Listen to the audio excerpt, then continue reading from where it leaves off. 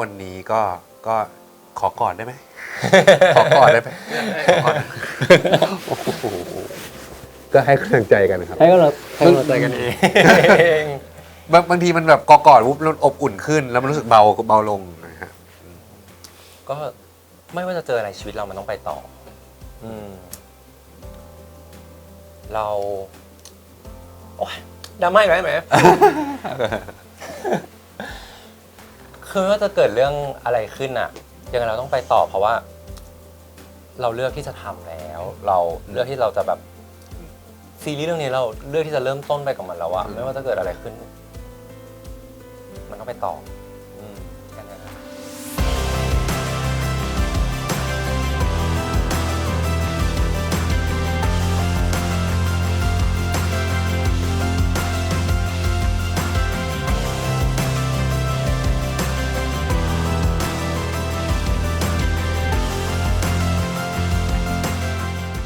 สวัสดีครับชาวฟีดผมปิงอบนิทีครับ นัทสุพนัทค่ะ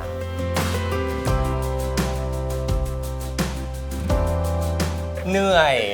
รู้สึกว่าเหนื่อยแล้วก็แบบต้องการพักผ่อนที่มากกว่าปกติ แต่ก็กลับกันนะแบบได้รับการพักผ่อนน้อยลง แต่ร่างกายแบบนีดมากขึ้น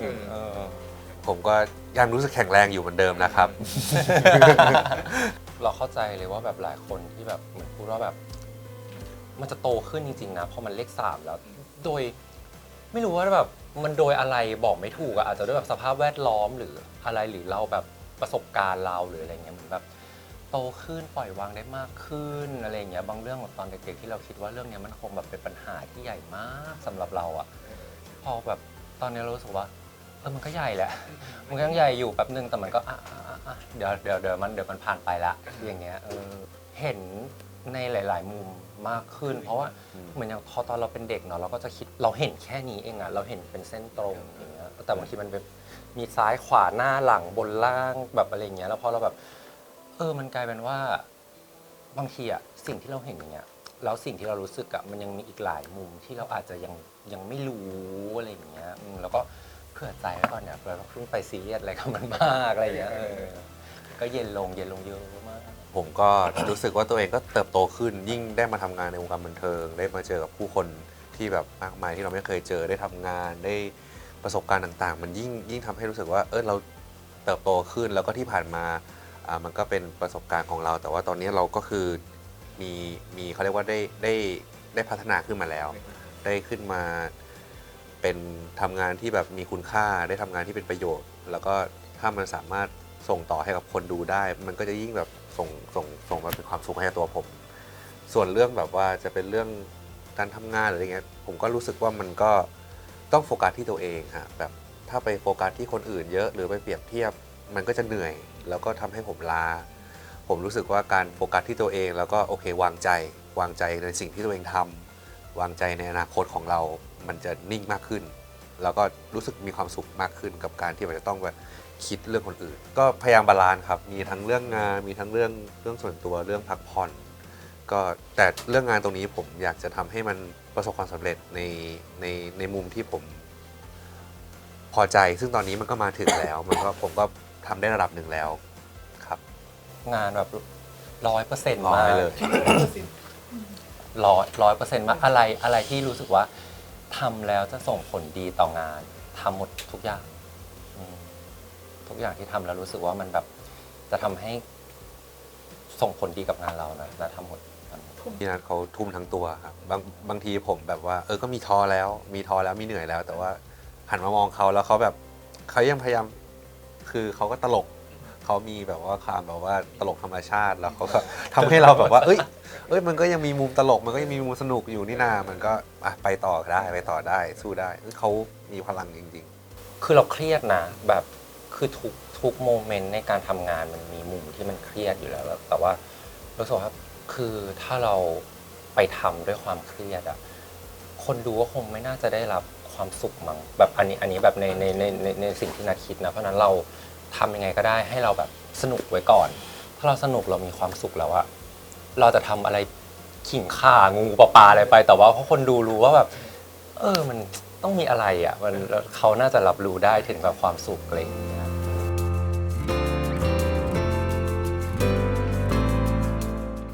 ก็แต่ก่อนก็เป็นนักกีฬาครับเติบโตมาการซ้อมแบดซ้อมแบบหนักมากซ้อมแบบว่าไม่มีแทบจะไม่มีวันหยุดเลยเพราะว่าผมต้องการที่จะแบบที่พ่อแม่ต้องการจะแบบส่งให้เป็นแบบทีมชาติ เล่นเพื่อความเป็นเลิศครับมันก็แบบไม่ได้ซ้อมแค่แบบอาทิตย์ละวันไม่ใช่คือซ้อม6 วัน 7 วัน เรื่องการเรียนก็จะไม่ค่อยได้เน้น เพราะว่าพ่อก็จะบอกว่าเอาเรียนให้ผ่าน แล้วก็เอาแบดให้เก่งสมัยก่อนผมอาจจะเป็นเด็กพิเศษแบบว่าเข้าเรียนสายได้ออกเรียนก่อนได้ลาเรียนได้ แต่ว่าผมแบบกับอิจฉาชีวิตเพื่อนที่มันแบบเป็นเด็กปกติมาเรียนวันเสาร์อาทิตย์แล้วผมร้องให้ทำไมเนี่ย ไม่รู้เป็นไรคือก็แล้วมันก็เลยแบบมีความแบบอีโก้ทะเลาะกับโค้ชทะเลาะกับพ่อแม่อะไรอย่างเงี้ยฮะมันก็เลยเราก็ดื้อถ้าเขาอยากจะให้เราซ้อมถ้าเขาอยากจะให้เราเก่งเราจะไม่ทำเราจะเลือกเส้นทางชีวิตตัวเราเองอย่างเงี้ยฮะมันก็เลยเสียโอกาสตรงนั้นไปในการเล่นแบดมินตันเพราะว่าผมก็ติดเพื่อนตอนนั้นมัธยมก็คือมีความเกเรมีความเป็นเด็กผู้ชายคนหนึ่งที่แบบว่าคิดว่าทำไมแบบคนอื่นเพื่อนๆได้ไปแบบวันหยุดได้ไปเซ็นทรัลได้ไปเดินสยามดูหนังแล้วทำไมเราต้องอยู่ที่คอร์ตแบดอย่างเดียวแล้วเราจะเลี้ยงตัวเองได้เหรอเลี้ยงครอบครัวได้เหรอแล้วถ้าสมมติเราอายุ30 40 50สมมติเราเข่าเจ็บขาเจ็บแล้วเราจะยังมีรายได้จากการเป็นนักกีฬาได้อยู่เหรอผมก็เลยคิดว่าเราอาจจะไปทำทางอื่นที่นอกเหนือจากกีฬาครับแล้วก็ได้มาเป็นพนักงานต้อนรับบนเครื่องบินด้วยเรียนจบมาก็เป็นสจ๊วตฮะอยู่ที่สายการบินเจแปนแอร์ไลน์ก็ไปอยู่ญี่ปุ่นมา2 ปีมันก็อาจจะมีจุดเปลี่ยนที่แบบตัวผมเองผมก็ยังรักครอบครัวฮะก็ยังไม่ใช่ไม่รักพ่อแม่ไม่ใช่ว่าไม่อยากทำตามเพราะไม่รักอะไรเงี้ยแต่คือตอนนั้นมันอาจจะแบบว่าเป็นช่วงอารมณ์วัยรุ่นที่แบบว่าฉันจะเอาชนะพ่อแม่ฮะ แต่ว่าจริงๆแล้วเราก็รักพ่อแม่เราทุกวันนี้เราก็ทำทุกอย่างเพื่อครอบครัวก็ตอนนั้นมันก็มีโควิดเข้ามาก็ผมก็บวกกับป่วยด้วยเป็นลำไส้อักเสบเรื้อรังฮะแบบว่าช่วงนั้นก็คือทั้งแบบคือดูแลตัวเองไม่ดีทานอาหารไม่ดีพักผ่อนไม่พอมีความเครียดเยอะแล้วมันสะสมทำให้แบบมันเกิดเป็นแบบลำไส้อักเสบขึ้นมาในร่างกายตั้งแต่อายุ25ตอนนั้นฮะเข้าโรงพยาบาลก็รักษาตัวอยู่เป็นปีครับค่าใช้จ่ายก็แพงผมแต่ว่าวินาทีตรงนั้นนะผมก็มานั่งคิดในจุดที่ตัวเองแบบอยู่ในจุดที่แบบมันต่ำอ่ะผมก็แบบว่าเอ้ยเราจะต้องทำอะไรดีนะทำไมมันเกิดอะไรขึ้นนะอะไรเงี้ยผมก็นั่งทบทวนนั่งคิดคือเรื่องนี้ผมก็ทำให้ผมได้รู้ว่าเอ้ยถ้าผมแบบหายป่วยแล้วผมก็อยากที่จะแบบมาเป็นแรงบันดาลใจให้กับผู้คนผมอยากจะทำประโยชน์ให้กับผู้คนไม่ว่าทางใดก็ทางหนึ่งในสิ่งที่ผมสามารถทำได้ก็ในวันนี้ได้มีโอกาสมาเป็นนักแสดงก็ดีใจครับได้มีโอกาสมาเป็นนักแสดงแล้วก็ได้สื่อสารความเป็นตัวตนแล้วก็ได้เล่าเรื่องราวของชีวิตเราให้กับคนดูหลายๆคนฟังเพื่อจะมีกำลังใจตอนเด็กๆอ่ะถูกบังคับจับใส่กรอบอยู่ตลอดเวลาจริงๆเลยแบบตอนเด็กๆชอบเล่นเกมก็จะแบบโดนบังคับว่าแบบต้องเล่นเป็นเวลานะไม่ให้เล่นเวลานี้นะเรียนเสร็จต้องไปเรียนพิเศษนะเรียนพิเศษเสร็จกลับมาถึงจะได้เล่นกี่ชั่วโมงคือจะมีแบบใช้ชีวิตแบบรูทีนอ่ะแบบต้องอยู่ที่บ้านแล้วต้องใช้ชีวิตแบบรูทีนจนไปเข้ามัธยมที่วชิราวุธก็ยิ่งโคตรจะรูทีนอ่ะคือถ้ามอต้นอย่างเงี้ยรุ่นพี่ตะโกนเรียกเด็กจะให้ไปทำนู่นทำนี่เราก็ต้องวิ่งกุลีกุจรไปแบบว่าแบบพี่จะให้ทำอะไรครับจะแบบอะไรอย่างเงี้ยระเบียบวินัยมากๆแต่ว่าก็เกเรมาตั้งแต่ตอนนั้นนะเอาจริงๆตอนนั้นก็โดดเรียนใช้ชีวิตเกเรมากแบบมากแต่ว่าพอถึงเวลาที่ต้องอยู่ในกฎระเบียบอ่ะนั้นก็เป็นคนที่แบบคือตอนอยู่โรงเรียนอ่ะจะเป็นคนที่อยู่ในกฎระเบียบมากๆอ่ะคือถ้าเขาให้ทำอะไรอ่ะเราก็ทำถึงเวลาที่ให้เล่นกีฬาก็เต็มที่ตอนนั้นจำได้ว่าแรกๆโดนบังคับเล่นรักบี้คือจะต้องเล่นกีฬาให้เป็นทุกอย่างเขาจะเป็นฤดูกาลรักบี้ก็ต้องเล่นรักบี้ก็แข่งรักบี้ตอนอยู่โรงเรียนบาสก็เล่นบาสก็แข่งบาสเคยแข่งรักบี้ด้วยเหรอเคยแข่งรักบี้ตอนอยู่โรงเรียนพอเริ่มแบบม.ปลายเริ่มชีวิตเริ่มไม่ค่อยโดนบังคับมากคือสมัยโรงเรียนถ้าเกิดว่าขึ้นมาแบบม.4 ม.5 ม.6 ก็จะเริ่มมีอิสระก็ไปเล่นสควอตรู้สึกว่าชอบตอนนั้นก็ ตอนนั้นก็ได้แบบรุ่นแบบท้ายๆที่แบบว่าเขามีแบบเยาวชนทีมชาติตอนนั้น ก็เล่นแล้วก็ได้ไปแข่งแต่ก็แข่งอยู่ในประเทศก็มีได้ไปเจอแบบแข่งกับฝรั่งอะไรอย่างเงี้ยบ้างพอจบมามหาลัยก็เป็นจุดเปลี่ยนมาก เพราะว่าเอาจริงๆตอนนั้นพ่ออยากให้แบบทำธุรกิจกลับมาทำงานที่บ้านเขาก็วางไว้ว่าให้เรียนแบบบริหารเราก็แบบด้วยความเป็นเด็กอะตอนนั้นอะมันก็ไม่ได้สนใจเราเรียนอะไรก็เรียนเถอะเพราะตอนอยู่ชิลาวุธอะเพื่อนไปเรียนเพื่อนไปทำอะไรเราก็ทำเพื่อนทำอะไรเราก็ทำเราก็ทำได้หมดถึงเวลาเดี๋ยวเราค่อยแบบโดดไปทำนู่นทำนี่อะไรอย่างเงี้ยเหมือนพอตอนนั้นนะ mindset นั้นคือรู้สึกว่าเรียนแล้วเราต้องเอาสิ่งที่เรียนไปใช้ให้ได้ดีเพราะว่าพ่อเราอยากให้ทำตรงนี้แล้วเรารู้สึกเราไม่ได้อะไรเลยไม่รู้จะเรียนอะไรก็เรียนนิเทศก็เล่นอะไรงูปลาเรียนเพื่อนไปเรียนก็เรียนเขาให้ทำอะไรก็ทำไปเรื่อยอะไรอย่างเงี้ยแล้วก็แต่ส่วนมากก็จะเล่นเกมติดเกมอยู่ห้องอะไรอย่างเงี้ยก็ถูกไถ่มาจนจบ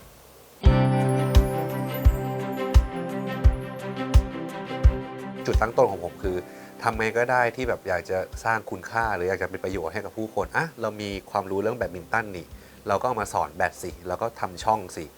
ใน YouTube ใน TikTok ครับแล้วก็ต้องผมก็อาศัยวินัยด้วยวินัยคือเรา TikTok เขาชอบคนที่แบบว่าสม่ำเสมอลงคลิปบ่อยๆไม่หายอย่างเงี้ยฮะแล้วพอเราลงบ่อยๆปุ๊บมันก็อาจจะแบบว่ามีคนเห็นมากขึ้นแล้วก็บังเอิญโชคดีที่ทางค่ายเห็นแล้วก็ให้เราเข้ามาเป็นนักแสดงครับผมภูมิใจกับชีวิตตัวเองชีวิตคนเราทุกคนก็ไม่ง่ายหรอกครับผมเชื่อว่าชีวิตทุกคนก็แบบมีทั้งความ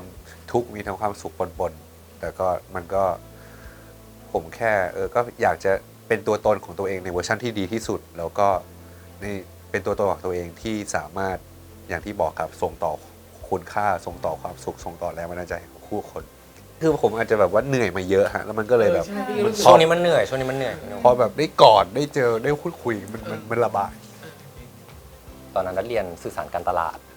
ก็จะเป็นอะไรที่แบบว่าเราไม่ต้องไปอยู่ข้างหน้ากล้องไงพี่หนุ่มเราก็จะดูว่าแบบมันเหมือนเรียน PR ว่าแบบเราจะโปรโมทสิ่งนี้ยังไงเราจะไปแบบช่องทางไหนอะไรแบบเนี้ยก็จะเป็นทางนี้มากกว่าสมัยนั้นแบบประกวดเดือนเขาให้ทำก็ทำแต่ว่าก็ไม่ได้คิดว่าจะต้องเข้าวงการบันเทิงเลยอ่ะเพราะตอนนั้นก็คือติดเกมมากนะนั่งติดเกมนะแบบทำเซิร์ฟเวอร์เกมของตัวเองอะตอนนั้นนะจนแบบติดเตียงเป็นผู้ป่วยติดเตียงแบบคือลุกไม่ได้เพราะปวดหลังมากปวดหลังแบบลุกไม่ได้ไปหาหมอบอกว่าแบบกระดูกสันหลังคดนะต้องออกกำลังกายแล้วนะถ้าไม่ออกกำลังกายคือแบบยากมันจะรักษายากมันต้องผ่าตัดมันต้องอะไรเงี้ยก็เป็นจุดเปลี่ยนที่แบบเริ่มดูแลตัวเองพอเริ่มดูแลตัวเองแล้วมันก็แบบเหมือนโอกาสมันค่อยๆเข้ามาเรื่อยๆเราไปเจอคนนั้นคนนี้อะไรอย่างเงี้ยเข้ามาจนแบบน่าจำได้เลยแบบงานแรกที่ได้ไปคือของพิสิทธิ์27 Friday ไปเดินแบบแอลก็ยังไม่ได้ชอบเท่าไหร่แบบไม่ถนัดถามว่าตอนเด็กๆมีไหมที่แบบชอบเล่นอะไรอย่างเงี้ยกับเพื่อนมีเหมือนแบบเล่นแล้วก็มอง เล่นอะไรอย่างเงี้ยกับเพื่อนเป็นแบบว่าเหมือนแบบเล่นแบบละครนิดๆอะไรอย่างเงี้ยมีบ้างแต่ว่าไม่ได้คิดว่าจะแบบเพราะโดยแบบจริงๆเราเป็นแบบคนขี้อายมากมากๆเพราะทุกวันนี้เราก็ยังรู้สึกว่าเราก็ยังไม่ได้พร้อมขนาดนั้นทุกวันนี้นะพี่ดุ่มนะยังต้องแบบยังต้องไปเรียนแบบเรียนร้องเพลงหรือว่าถ้ามีเวลาว่างแบบสมมติว่าถ้าแบบจะมีสิก็ต้องเรียนการแสดงก็คือทำทุกอย่างหนักมากหรือแม้กระทั่งตอนแรกช่วงที่นัดเข้าวงการมาแรกๆนัดเรียนการแสดงแบบอาทิตย์หนึ่งเนี่ย3-4 วันเรียนแบบหลายที่ด้วยเรียนร้องเพลงมาเป็นตั้งแต่เข้าวงการแล้วเรียนร้องเพลงมาตั้งแต่เริ่มคือเรียนทำทุกอย่างออกกำลังกายอะไรอย่างเงี้ยแต่พอแบบนึกว่าพอภาพที่คนเห็นเขาไม่ได้เห็นตรงนี้ไงแล้วเราก็เป็นคนไม่ชอบให้คนเห็นตรงนี้ความแอบเป็นแบบ perfectionist นิดนึงก็เลยจะไม่ชอบให้คนเห็นคนเลยไม่รู้ว่าแบบเฮ้ยเราทำเราแบบพยายามมากขนาดเขาจะเห็นว่าอ๋อมาแบบนี้ก็ดูพร้อมหมดแล้วนี่อะไรอย่างเงี้ยเราเกิดมารอบเดียวเราเกิดมาครั้งเดียวเราไม่รู้จะได้เกิดอีกไหมเราแบบอยากทำในสิ่งที่แบบเฮ้ยเราอยากทำจริงๆเราชอบจริงๆเราไม่รู้หรอกว่ามันจะแบบไม่รู้เลยว่าอาชีพนี้สุดท้ายแล้วมันจะสามารถเลี้ยงตัวเราได้ขนาดไหนแต่ว่าเราก็อยากลองดูจะบอกภูมิใจก็ยังไม่ได้ภูมิใจในตัวเองขนาดนั้นนะรู้สึกว่าแบบ รู้สึกว่าชีวิตมันยังต้องไปต่ออ่ะพี่หนุ่มนัดว่านัดยังต้องเรียนรู้อีกเยอะมากๆในในวงการเนี้ยแบบทุกวันนี้ก็ยังต้องเรียนร้องเพลงเหมือนเดิมอ่ะยังต้องเรียนการแสดงยังต้องแบบดูแลตัวเองยังต้องทำอ่ะแล้วยิ่งรู้สึกว่าพอเรายิ่งแบบเราโตขึ้นอ่ะเรายังต้องทำมากขึ้นด้วยซ้ำอะมันไม่สามารถแบบหยุดได้เลยอ่ะไม่รู้ว่าจะภูมิใจเมื่อไหร่แต่ว่ามันแบบมันต้องทำเรื่อยๆอ่ะเรา รู้สึกว่าอยากรักษาแบบมาตรฐานให้มันไม่รักษามาตรฐานทำให้มันแบบมากขึ้นไปเรื่อย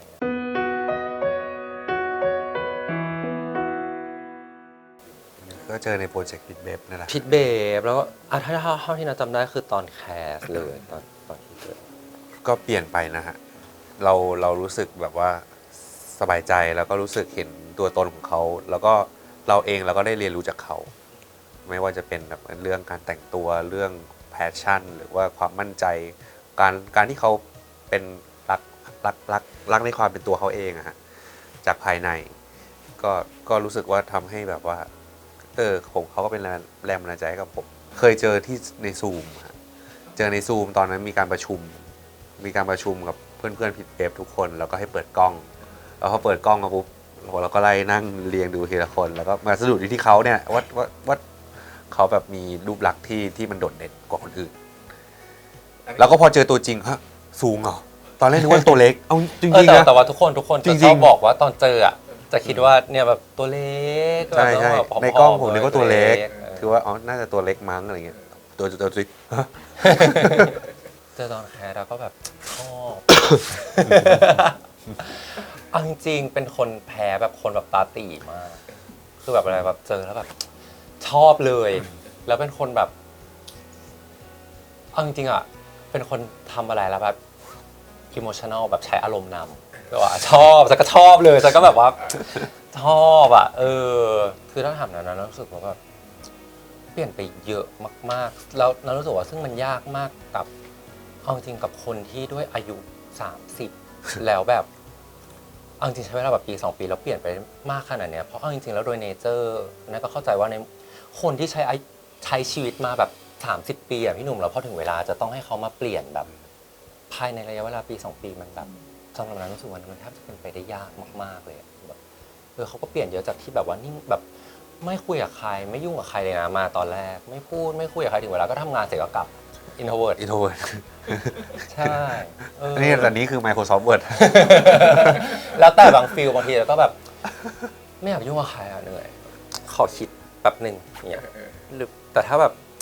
ปกติแล้วชอบคุยอะไรเงี้ยอย่างนั้นอะแบบเวลาทำงานเสร็จก็จะชอบไปกินข้าวต่อ คือแรกผมแบบไม่รู้ว่ามันคือส่วนสำคัญในการแบบว่าทำให้แบบว่าความสัมพันธ์หรือการทำงานมันราบรื่นผมไม่รู้ผมแค่คิดว่าผมมาทำงานเสร็จปุ๊บผมกลับบ้านทำงานเต็มที่เหนื่อยเสร็จปุ๊บกลับบ้านไปพักผ่อนแล้วก็เจอกันใหม่ แต่ว่าพอเห็นเขาสิ่งที่เขาเข้าหาเราอะก็คือแบบว่าเปิดรับตัวเราเองอาจจะแบบเพื่อนๆอาจจะไม่ค่อยกล้าคุยกับผมหรอกพวกน้องๆพีทเบฟที่เหลือเพราะตัวผมเองผมก็อายุมากกว่าเขาเยอะแล้วตัวผมเองผมก็นิ่งแล้วก็ดูดุละมั้งพวกเขาหลายๆคนอาจจะกลัวไม่ค่อยกล้าคุยอะฮะแต่ว่านัดเองเขาก็อายุใกล้ๆกันแล้วก็เดินเข้ามาคุยกับเราแล้วก็เราก็รู้สึกดีใจที่เขาแบบว่าเปิดรับเราตั้งแต่ตอนนั้นเพราะเราก็กลัวเหมือนกันว่าคนจะรับนิสัยเราได้ไหมเพราะเราเองเราก็อย่างที่นัดบอกอายุมาถึง30มันก็ผมก็เจอโลกในแบบของผมมาเจอผู้คนในแบบของผมมาแล้วพอมาอยู่กับวงการบันเทิงผมต้องปรับตัวเยอะเรื่องการพูดเรื่องการแสดงออกความเขินอายทุกวันนี้ก็ยังมีการพูดไม่ชัดลิ้นรัวพันกันหรือว่าบางทีแบบไม่มั่นใจก็มีฮะแต่ว่าพอได้เห็นเขาอย่างเงี้ยมันก็มีเป็นแรงบันดาลใจให้ผมนั่นแหละว่านัดทำได้ผมก็ทำได้เอาจริงๆอะก็แบบไฟช็อตเหมือนกัน เอาจริงๆตอนพีทเบฟก็ยังไม่ได้สนิทกันทะเลาะกันเยอะด้วยซ้ำอะแบบเอาจริงๆเพราะด้วยความต่างพอมันต่างแล้วเราก็จะมีความคิดของตัวแต่ละคนก็ต่างมีความคิดของตัวเองเนาะแล้วพอมันแบบพอไม่ได้พูดคุยกันดีกว่าพอมันไม่ได้คุยไม่ได้แชร์ว่าแบบฉันคิดมุมนี้เธอคิดมุมนี้อะมันกลายเป็นว่าแบบทำไมทำแบบนี้วะไม่เป็นอะไรนะอย่างเงี้ยมันก็เป็นอย่างเงี้ยพอมันเป็นอย่างเงี้ยมันก็กลายเป็นว่าทำให้มันไม่คุยกันมันโกรธกันอะไรเงี้ยแต่พอแบบ เอาจริงๆสำหรับนัทอะต้องยกความดีความชอบให้แบบการแสดงอะจริงๆเลยเพราะชีวิตนัทตั้งแต่แรกเป็นอินโทรเวิร์ตไม่กล้าคุยกับคนจนแบบทะเลาะกับปิงมาดีกับปิงได้คือเพราะการแสดงมันทำให้เราเข้าใจมนุษย์มากขึ้น เข้าใจตัวเองแล้วแบบพอเราได้เรียนกับเขาได้เวิร์กช็อปกับเขาได้คุยกับเขามันทำให้เราเข้าใจเขาสุดท้ายแล้วว่าแบบพอมันเข้าใจกันอะเข้าใจแบบที่เข้าใจในมุมของเขาจริงๆมันทำให้แบบเขาเป็นแบบเนี้ยมันก็ไม่ได้จะโกรธอะไรมันอาจจะมีบ้างนะที่แบบว่าแบบไม่ถูกใจเราไม่ถูกใจแต่มันก็จะไม่ได้แบบโกรธไม่ได้เลยเพราะเราก็เข้าใจอะว่าแบบเขาคิดแบบนี้คงเป็นแบบนี้อะไรอย่างเงี้ยผมก็เหมือนกันนะก็แบบมันก็ได้คุยกันอย่างเงี้ยฮะแล้วทีนี้เราก็ได้รับฟังเรื่องชีวิตเขาสมัยแบบมัธยมอยู่วชิรวุฒิแล้วเราไม่เคยได้นั่งฟังอย่างนี้เพราะสมัยก่อนผมอาจจะแบบไม่ได้มีเพื่อนแบบนั้นตอนนี้ดีตอนนี้ผมว่าดีก็ลงตัวนะรู้สึกว่าบางทีเราก็ได้บาลานซ์ด้วยบางทีแบบความอิโมชันนอลของเรามันก็มีข้อดีถ้าเราใช้ให้ถูกที่ตอนนี้ก็เปิดใจคุยกันแทบทุกวันบางทีนัดอารมณ์ไม่ดีผมก็อารมณ์ดีหน่อยผมก็นัดไม่เป็นไรหรอกเอาใหม่หรือบางทีผมไม่อารมณ์ไม่ดีละนัดเขาก็จะมาช่วยได้แล้วก็เราก็ให้กำลังใจกันครับตอนนี้เพราะว่าเราก็มีกันแค่2 คน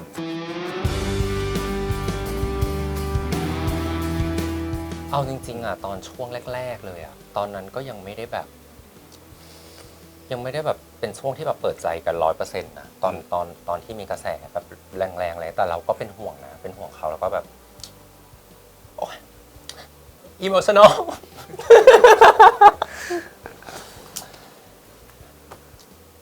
คือเราเคยผ่านความรู้สึกนี้มาก่อนพี่หนุ่มแบบเหมือนช่วงที่เราเข้าวงการแรกๆอ่ะตอนเราเล่นเรื่องแรกเราก็โดนแบบเล่นแข่งบ้างนู่นนี่อะไรอย่างเงี้ยโดนมาเหมือนกันแต่แค่แบบไม่ได้หนักเท่าเขาอะไรเงี้ยเรายังรู้สึกว่าแบบพอตอนนั้นโดนแล้วแบบสำหรับนัดก็หนักแล้วว่าตอนนั้นแค่โดนนิดเดียวเองหลังจากนั้นเราก็คุยกันครับในห้องแบบในห้องการแสดงในห้อง acting เนี่ยฮะเราก็คุยกันแล้วก็เราก็คุยถึงวัตถุประสงค์ของซีรีส์เรื่องนี้ว่าเราอยากจะเล่าเรื่องอะไรเราอยากจะสื่อสารอะไรให้กับคนดูทุกคนแล้วถ้าเรื่องนั้นมันเป็นเรื่องดีเรื่องนั้นมันเป็นประโยชน์เราก็ไม่ต้องซีเรียสไม่ต้องเครียดกับเหตุการณ์ที่เกิดขึ้นให้เรามุ่งมั่นโฟกัสตรงจุดที่ดีตรงนี้ต่อไปมันก็เลยจับมือกันมาได้ครับแล้วนัทเองเขาก็มีความฝันอยู่แล้วว่าตัวเขาเองเขาชอบเรื่องการแสดงชอบอยู่ตรงนี้ตัวผมเองผมก็ได้มารู้ตัวเองเหมือนกันว่าผมเองผมก็ชอบนี่นาผมเองผมก็ชอบผมก็เลยอยากจะทำไปกับเขาคนที่คอมเมนต์น่ะก็คือตัวนัดอะนัทไม่ได้มองว่าเขาเป็นคนที่แบบเลวร้ายอะไรอย่างนี้เลยหรอกแต่ว่าบางทีคนเราอะเจออะไรที่ไม่ถูกใจมาเขาก็คงอยากระบายในมุมของเขาอะแต่พอทุกคนอะต่างระบายในมุมของตัวเองอะแล้วเยอะๆแล้วมันดันกลายเป็นเรื่องของคนคนเดียวอะมันกลายเป็นว่าคนคนเดียวต้องแบกรับในสิ่งนั้นทั้งหมดแบกรับอารมณ์ของทุกคนทั้งหมดอะไรอย่างเงี้ยมันเลยแบบมันก็เป็นเรื่องที่ยากที่แบบจะผ่านมันไปยังไงอะแต่ว่าแบบก็โชคดีว่าเขาก็แบบอันนี้มันเป็นข้อหนึ่งที่แบบมีความคล้ายกันคืออย่างตอนที่ณโดนก็คงนอยแต่ว่าเราก็รู้สึกว่าเราก็ต้องไปต่อเราจะทำยังไงให้เราไปต่อได้ในเมื่อแบบมันมีเรื่องนี้มาที่เขารู้สึกว่าเรายังแบบทำได้ไม่ดีนะเราก็ไปทำตรงนี้ให้ดีอะไรแบบนี้อย่างที่เขาโดนมาตอนแรกที่บอกโอ๊ยแบบผอมมากไม่มีกล้ามผิวไม่แทนนู่นนี่นั่นเขาก็ไปทำตรงนี้มา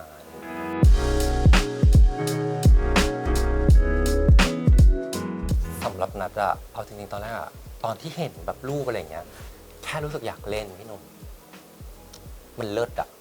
มันเลิศแล้วแบบนี่แหละอย่างเงี้ยความรู้สึกเราแต่พอเราเอาจริงๆเลยนะความรู้สึกนั้นจริงๆเลยอะนัดรู้สึกว่าแบบใครก็เป็นได้อะสำหรับนั้นนะแบบอันนี้จริงๆเลยแบบคนบอกว่าโอ้ยเหมาะใช่เลยแต่ความไม่ใช่ที่มันเยอะแยะมากมายที่แบบบางทีคนอาจจะไม่ได้เห็นนะมันเลยทำให้นัดรู้สึกว่า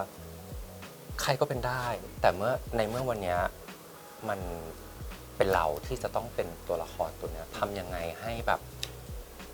มันเบลนแล้วก็เป็นตัวละครตัวนี้ได้มากที่สุดอย่างเงี้ยแล้วพอทุกคน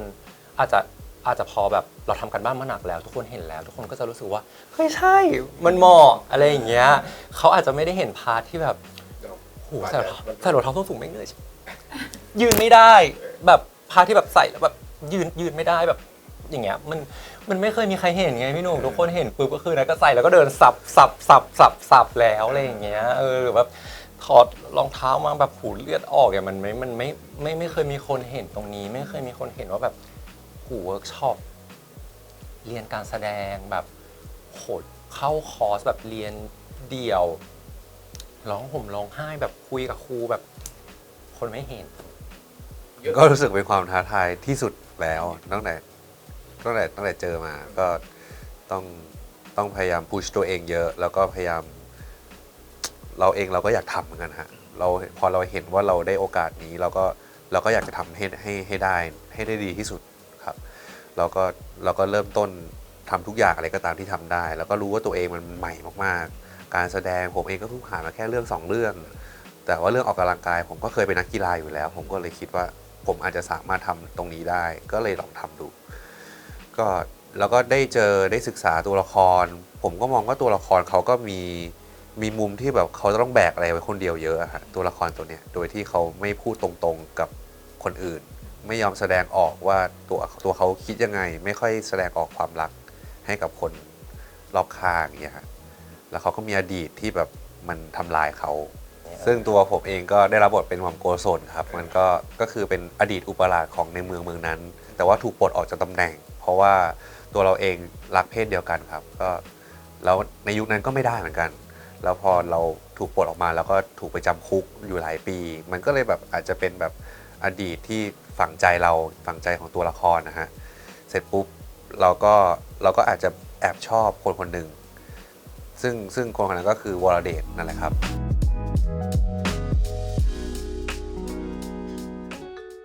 แรกๆผมคิดว่าเป็นเลิฟซีนแต่เอาไปมามันไม่ใช่ผมคิดว่ามันก็คงเป็นซีนรวมหลายๆคนที่จะต้องเจอนักแสดงผู้ใหญ่เจอนักแสดงประกอบแล้วก็มีบทที่จะต้องพูดยาวๆอย่างเงี้ยฮะอันนี้ผมคิดว่าได้เป็นซีนยากของผมไม่ใช่เลิฟซีนนะเอาจริงๆพี่หนุ่มคือของนั้นมันยากหมดเลยแล้วด้วยความที่แบบมันพอมันเป็นอย่างเงี้ยเนาะแบบคือพี่โอเขาอยากได้แอคชั่นของตัวนะที่มันมีความแบบการ์ตูนมันก็จะต้องแบบ energy มันต้องแบบเยอะคิดอะไรเราต้องคิดเยอะปกติเราคิดแค่นี้เราต้องคิดมากกว่านี้ทุกอย่างมันใช้พลังงานพอเข้าไปปุ๊บสวิตช์มันต้องติดเดี๋ยวนั้นต้องทำให้ได้เดี๋ยวนั้นนะอันนี้ยากแบบยากสำหรับของนั้นมันจะไปยากตรงแบบตรงก่อนที่จะแบบเข้าไปเพราะแบบเนเจอร์เป็นคนแบบเป็นคนคิดเยอะอะคือในหัวคือประเมินสถานการณ์แล้วว่าแบบอ่านจากบทแล้วฉันน่าจะต้องเจออะไรบ้างอ่ะฉันเตรียมไปก่อนเลยอะไรอย่างเงี้ย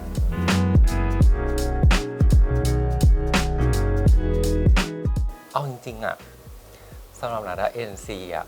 คือชิลมากเลยเพราะว่ามันมีเวิร์กช็อปที่เป็นแบบวันที่เป็นแบบเรื่องของ NC โดยเฉพาะซึ่งในซีรีส์แบบซอฟไปเลยซอฟมากแบบโคตรจะซอฟถ้าคนได้เห็นตอนเวิร์กช็อปอะคือจะรู้เลยว่าแบบหนักกว่านี้หนักกว่าที่เห็นใช่ไหมมากแบบคาดไม่ถึงจริงๆแบบมันเหมือนมันแล้วมันแตะจุดที่มันยากมาแล้วอะพอมันเจอนะรู้สึกว่ามันจะชิลสำหรับ NC เราก็คุยกันสนุกตลกครับคุยกันออกไปในแนวแบบสนุกมากกว่าเอาจริงๆอะเนี่ยจะเป็นคนแบบไม่ค่อยชอบแบบเฮ้ยเดี๋ยวอันนี้จะเล่นแบบนี้นะจะแบบนี้นะอะไรอย่างเงี้ยแบบกลัวคือนั้นเป็นคนที่แบบคือสมมติถ้าคุยกันว่าเราเล่นแบบนี้มันจะกลายเป็นเหมือนแบบฟอร์สตัวเองอะเราอาจจะยังไม่เก่งพอที่เราจะสามารถอย่างนี้ได้คือโอเคมันมีแบบกรอบประมาณหนึ่งว่าสิ่งที่พุ่งกับอยากได้จะประมาณไหนแล้วพอถึงเวลาก็คือใช้โมเมนต์ตรงนั้นว่าแบบจะเกิดอะไรขึ้นอะไรอย่างเงี้ยผมก็คิดภาพไว้อยู่แล้วนะว่าเขาจะมาเลเวลได้ขนาดนี้นะฮะต้องตามให้ทัน เป็นอะไรแปลกๆใหม่ๆด้วยที่คิดว่าไม่มีคนจะไป ไม่คิดว่าคนจะไปทำกันหรอกแต่ก็ทำ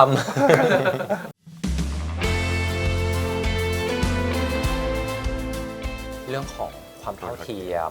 ความแตกต่างอันนี้คือแบบ นั้นรู้สึกว่าเป็นเรื่องที่ดีมากๆเลย เพราะว่ามันก็บอกถึงความแตกต่างที่ชัดเจนของตัวละครของกลุ่มแต่ละกลุ่มที่มีความคิดที่แตกต่างกัน แต่ว่าเราจะอยู่ร่วมกันยังไงให้มันไม่แตกแยกกันอันนี้นะรู้สึกว่าเป็นแมสเสจที่แบบพอตอนเล่นไปรู้สึกว่าเรื่องนี้มันแบบดีจังเลยเพราะว่าทุกคนแตกต่างหมดยิ่งเรื่องของการแบบความเท่าเทียมเนาะการเป็นตัวเองเธอก็มีสิทธิ์ที่จะเป็นตัวเองเพราะทุกคนก็แตกต่างกันหมดใครบอกว่าสองคนนี้เหมือนกันไม่จริงหรอกถ้ามองลึกๆลงไปจริงๆมันมีอะไรที่มันแตกต่างกันหมดแหละความคิดนู่นนี่นั่นแต่ว่าถ้ามันแตกต่างกันแล้วว่าจะอยู่ด้วยกันยังไงดี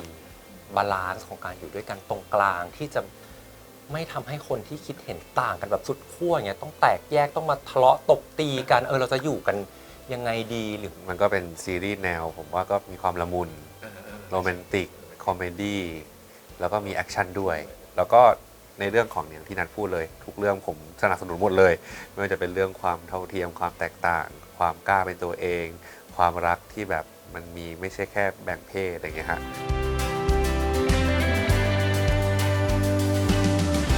ก็อยากจะดูเร็วๆให้ครบทุกตอนแล้วก็อยากจะแบบอยากพอผมดู13 ตอนเสร็จปุ๊บผมก็คงอยากจะมานั่งสรุปว่าสุดท้ายแล้วมันดีแค่ไหน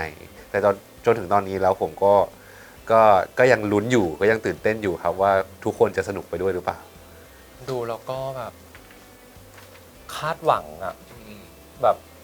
ตอนเล่นก็คาดหวังตอนทำตอนก่อนจะทำคือทุกช่วงเวลาคาดหวังหมดเลยแบบอยากให้คนดูแล้วแบบสนุกแล้วหัวเราะคืออย่างหนึ่งที่กังวลมากเลยแบบคนดูจะยิ้มไหมแบบสนุกหรือเปล่าเพราะคนดูแล้วมีความสุขแล้วคือแบบหายเหนื่อยมันแบบหายเหนื่อยและจะหายเหนื่อยไปกว่านั้นถ้าคนดูเรื่องนี้เยอะขึ้นเรื่อยๆเรื่อยๆเรื่อยๆอยากให้ทุกคนแบบดูเรื่องนี้กันเยอะๆฝากด้วยนะครับฉันนี่แหละท่านขุนที่สวยที่สุดนะครับออนแอร์ทุกวันศุกร์เวลา 22:30 ทางช่องวัน 31 ครับครับผมแล้วก็รับชมเวอร์ชันอันคัทได้นะครับที่แอปพลิเคชัน iQIYI และ www.iq.com นะครับ